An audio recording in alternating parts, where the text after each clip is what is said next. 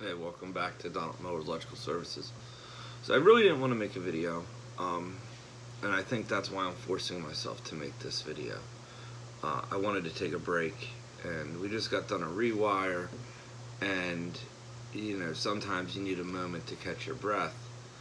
But I'm constantly trying to figure out how to explain to the homeowner what the homeowner doesn't know.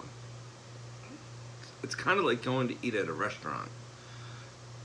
You don't want to know what's going on in the back of the house, but at the same time you do. And that's kind of with electric.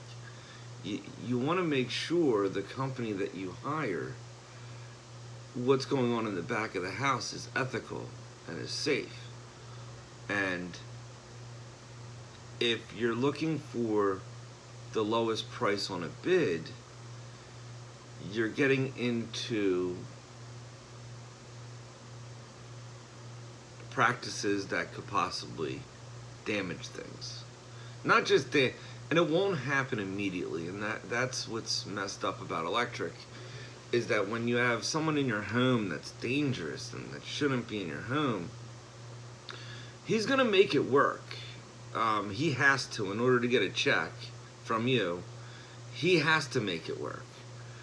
But what's going to happen down the line is a different story.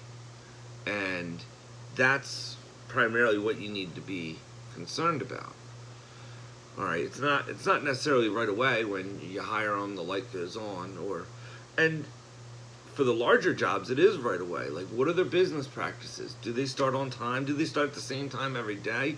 Or is he here at 7 a.m. one day, 9 a.m. the next day, 8 a.m.? And with a good company, you try to be as efficient as possible on your start times.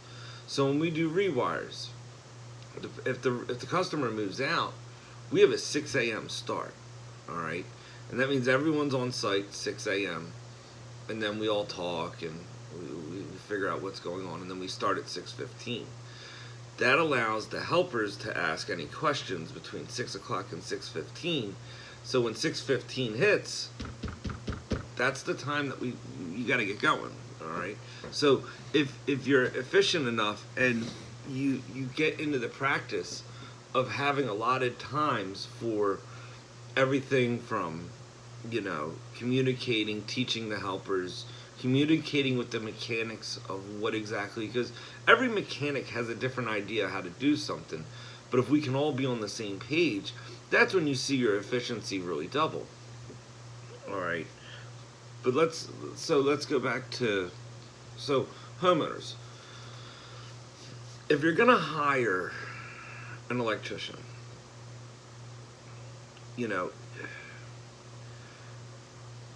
figure out what you want done. All right, and let's talk from my side. So if a homeowner has a switch and the switch is arcing or it's tripping out, and the correct way is gonna replace it, the correct cost to replace it's gonna be, say, $500. There's a bunch of stuff going on with the switch. Okay, now I know as an electrician that there's a hack out there that's going to do it for $300, and he's not going to do what we're going to do. He's going to sell the homeowner on the fact it's cheaper, and that's it. He's not going to state all the dangers he's going to do, like the shortcuts he's going to do.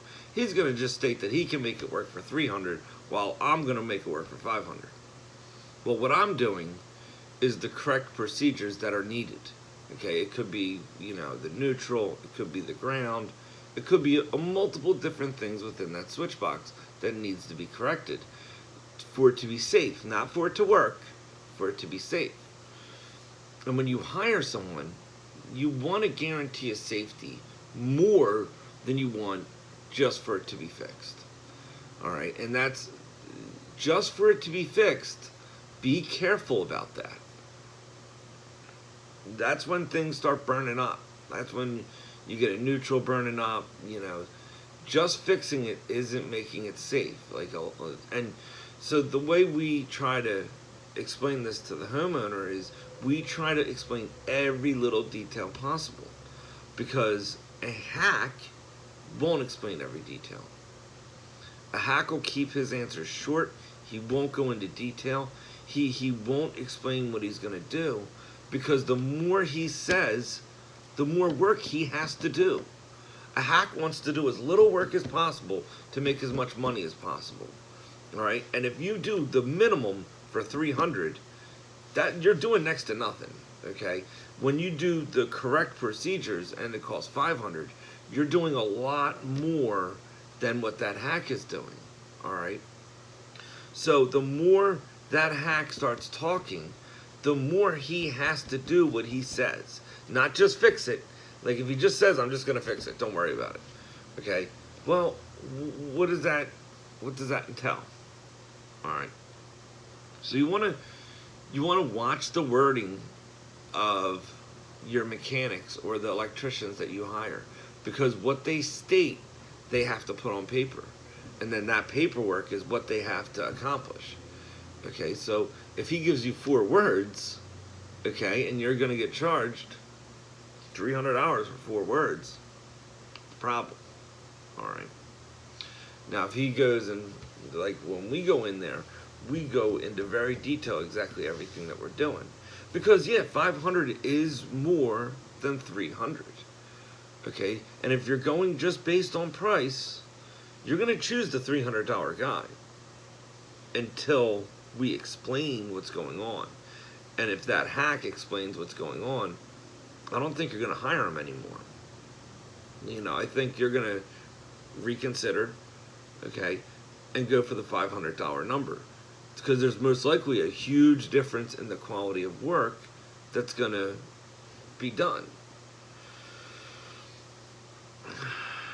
And it goes deeper than that. That was just one little example.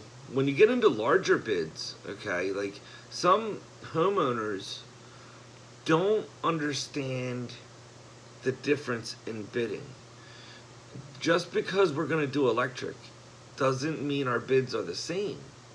And that's huge, because what I'm bidding is electric done to code correctly, shoe booties, drop cloths, cleaning up at the end of the day, no handprints on walls, like a nice A+ service, okay? But then you have these other guys that are going to come in here, okay, and they're going to bid up against me, and they'll say they have drops, but the quality level is like night and day here, all right? And you need it, and it's all in the details. The pricing goes into the details. If you're asking for an outlet and you don't care how it's done or anything else except for having that outlet, and you're putting bids up against it, one bid could be $200, where another bid could be $700, depending on where you want the outlet, how it's installed. Is it a dedicated circuit? Are you jumping off of an existing circuit? And depending on what that outlet operates is also going to dictate what it should cost. So if you're adding an outlet for a vacuum, you don't want to pull it off of another circuit. You want to run a dedicated circuit. Where if you're adding an outlet for a television, again, you want it to be a dedicated circuit, but more because you don't want anything else on that circuit pulling that power from it. Like, you don't want to be running a vacuum on a television circuit. You're gonna be pulling power away from the television. And if it's a high-powered one, it could be 12.5 amps, okay, which is all the breakers for a residential home, at least for like the outlets, except for, I can't see all the breakers because dining room circuits are 20 amp and kitchen is 20 amp.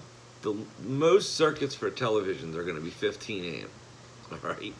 And if you plug a vacuum into that, that vacuum is allowed to pull 12.5 amps, like the higher end models.